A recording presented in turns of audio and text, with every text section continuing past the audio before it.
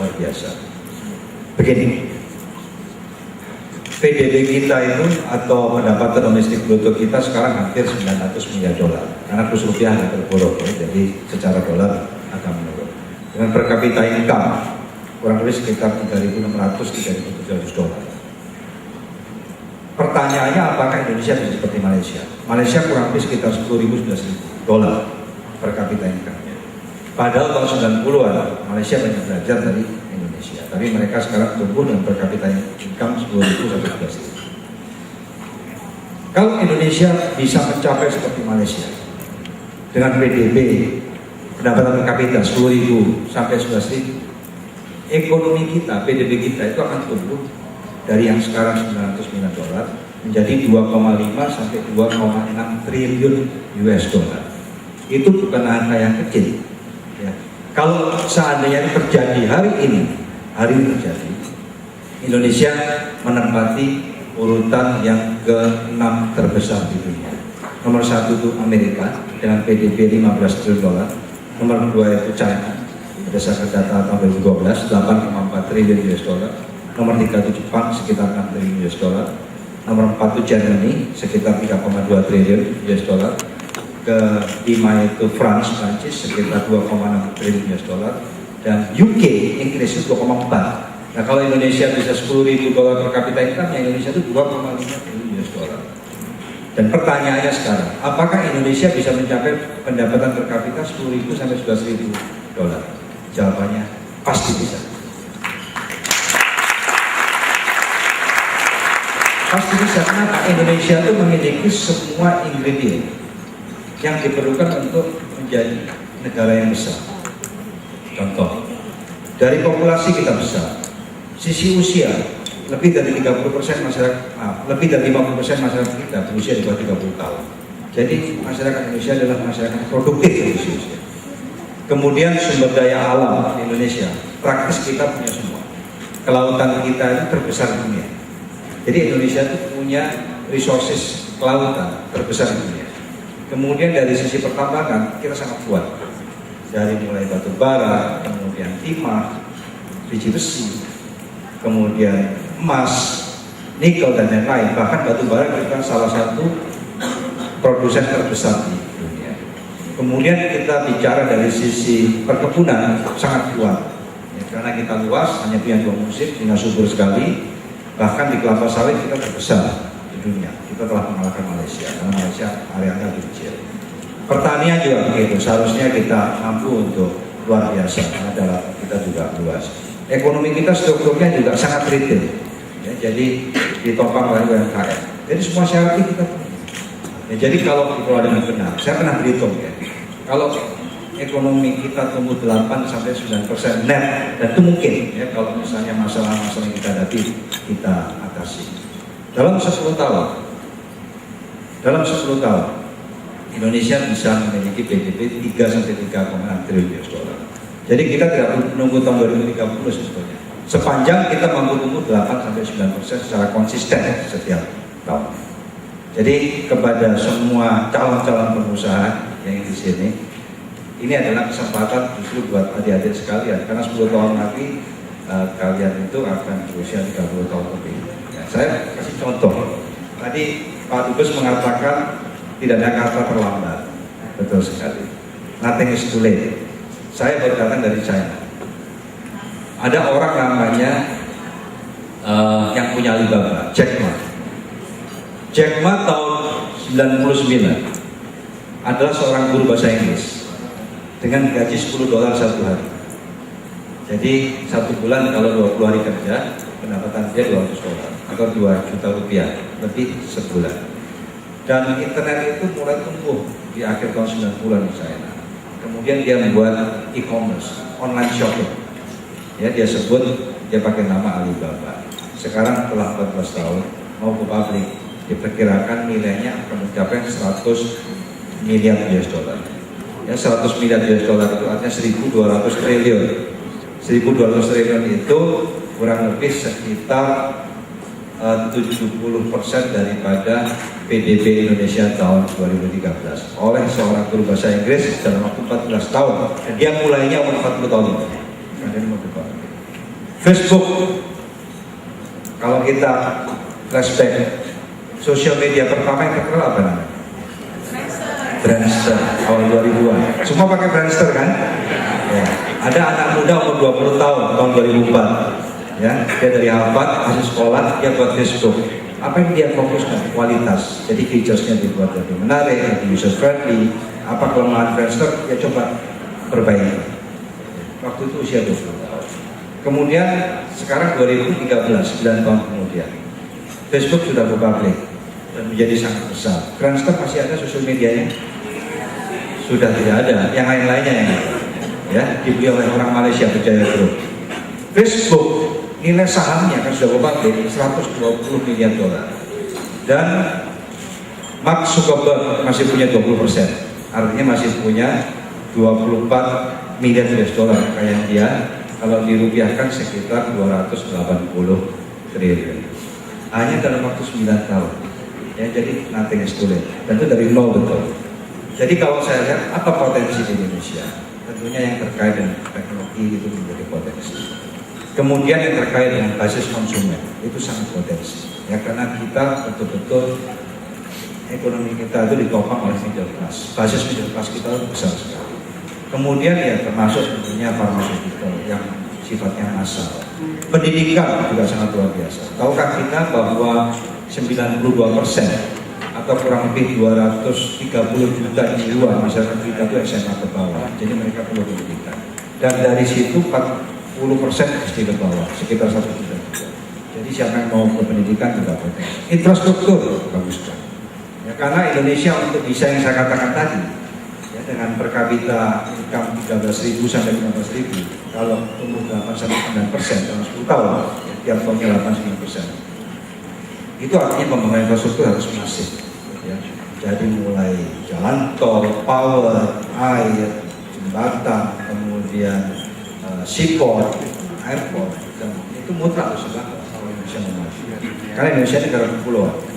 Indonesia itu punya lebih dari 10.000 pulau yang dihuni, ya, jadi dan areanya luas sekali. Jadi apapun yang terkait dengan infrastruktur sudah pasti bagus. Jadi kalau mau bergerak terkait dengan infrastruktur, terkait dengan kekuatan alam kita, yang terkait dengan laut, ya, hasil kelautan, pertambangan, perkebunan, pertanian, ya, infrastruktur, terus yang berbasis konsumen, termasuk media juga bagus, teknologi, kemudian pharmaceutical dan education. Dan saat ini kita ingin memberikan kesempatan Pak Hari untuk teman-teman semua untuk bertanya. Kami buka ruang diskusi, silakan kepada teman-teman yang ingin bertanya. Saya memberikan kesempatan 3 orang penanya terlebih dahulu. Nama saya Sri Fatmawati dari Universitas Dharma Persada. Yang ingin saya tanyakan, tadi kan salah satu tepat waktu atau kecepatan. Jika kita sudah mempunyai arah mau bisnis apa, tapi kendalanya di ekonomi atau uang. Modal gitu. Ya, modal. Otomatis kalau mau bisnis kan pertama modal dulu ya. Lalu bagaimana? Terima kasih. Saya ingin menanyakan, menurut Bapak Sehari sendiri, ASEAN Community di 2015 atau AFTA itu opportunity atau threat ya? Kalau misalnya kita melihat kan 2015 itu kan berarti orang ASEAN pun, misalnya orang Singapura, Thailand, Malaysia itu boleh buka bisnis juga kan di Indonesia. Gitu sebaliknya juga buat kita. Oh, menurut Bapak menyikapinya gimana? Sebagai ancaman atau kesempatan? Terima kasih. Terima kasih. Saya Rangga dari Universitas Sahid ingin menanyakan tentang apa sih penyebab ekonomi Indonesia ini yang masih kalau bersaing pada negara-negara ASEAN yang lainnya.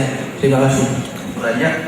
Pak Hari ada saran nggak kalau saya mau mulai bisnis aplikasi saya seperti Mas Zuckerberg gitu yang di Facebook. Sekarang saya punya ide gimana buat jenis Facebook tapi benar-benar beda banget. Saya kasih nama dari buku kemarin, saya ikutin lomba di Trisakti 2021. Intinya begini, dari kita sendiri kita harus berusaha.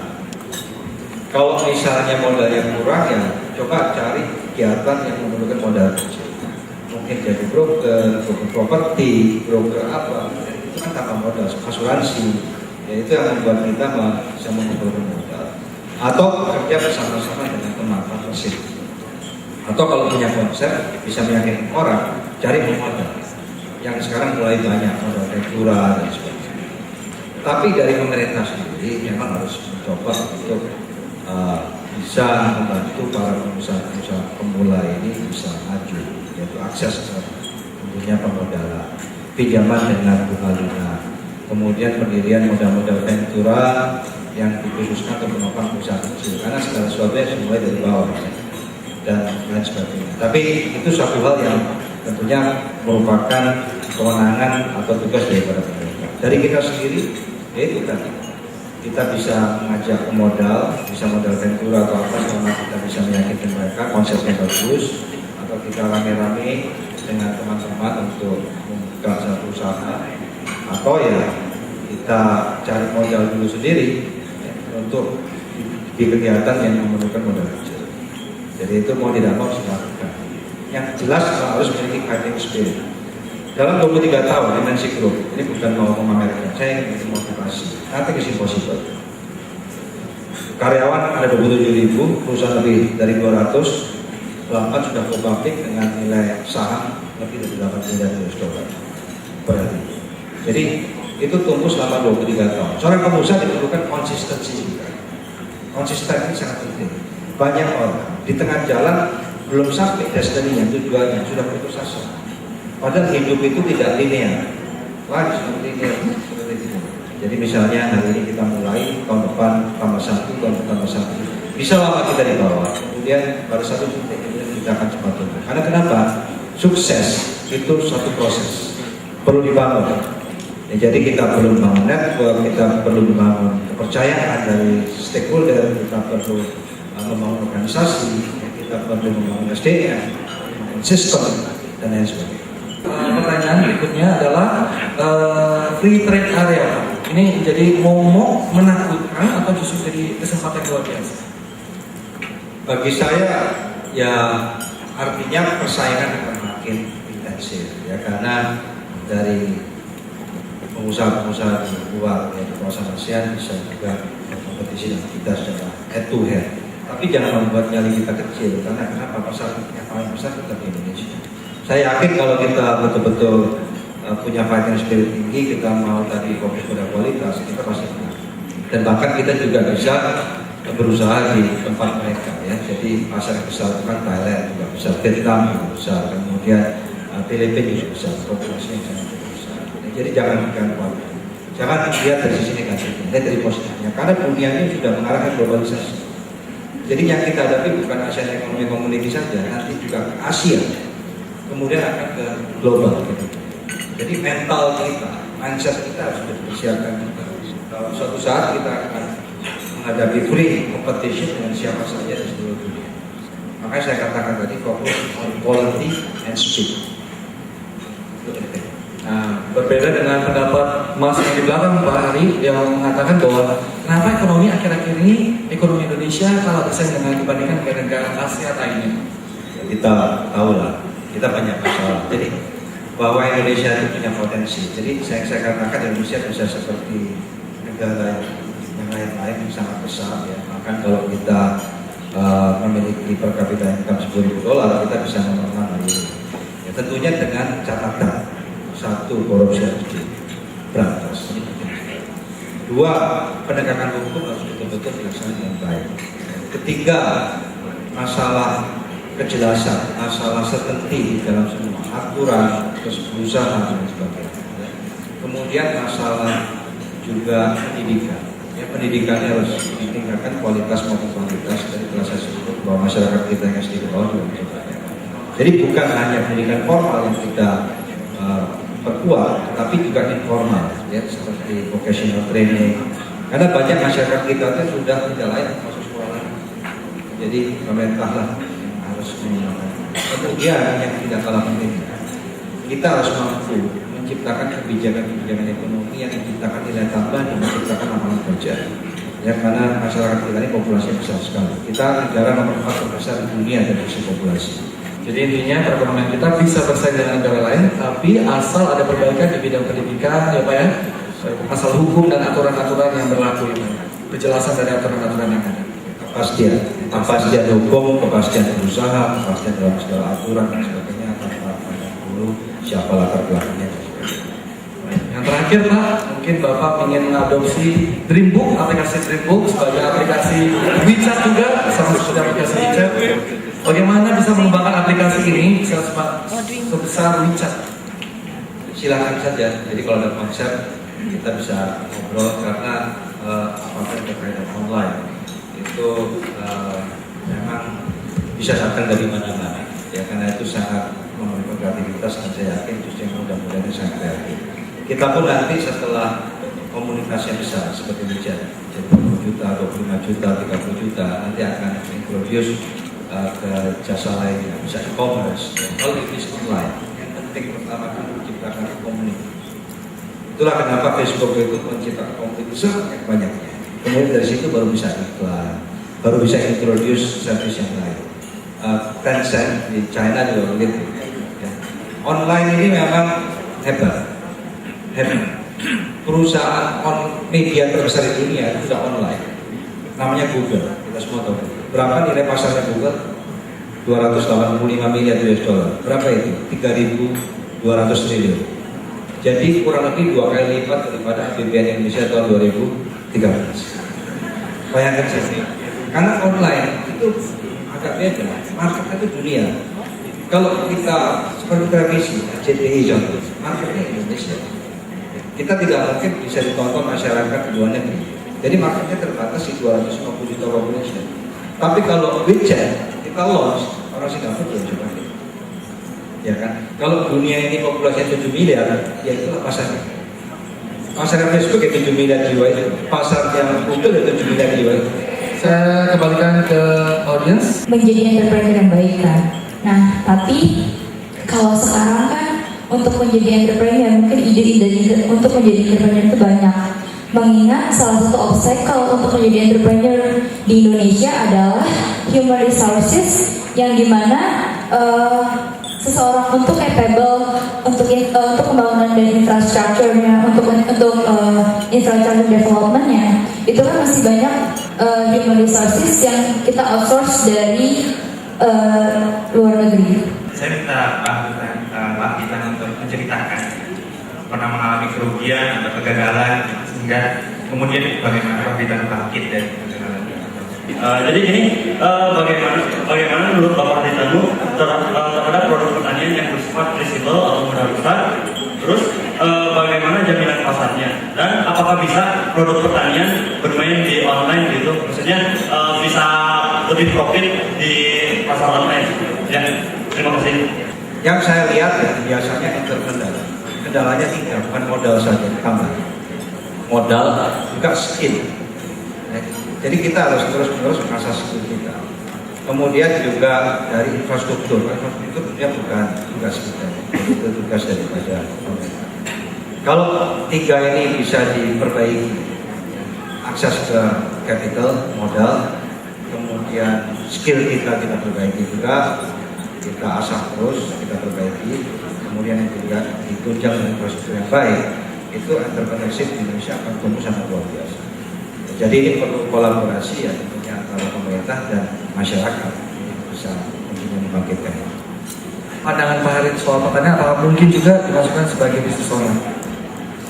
Pertanian kalau masuk online ya harus bulk ya, jadi bukan kecil, bisa masuk ke e-commerce. Saya punya kawan Rakuten yang salah satu mungkin terbesar mereka di Jepang, itu jual semuanya. Jadi jumlah item yang dijual itu kalau tidak salah 60 juta item, termasuk produk-produk pertanian.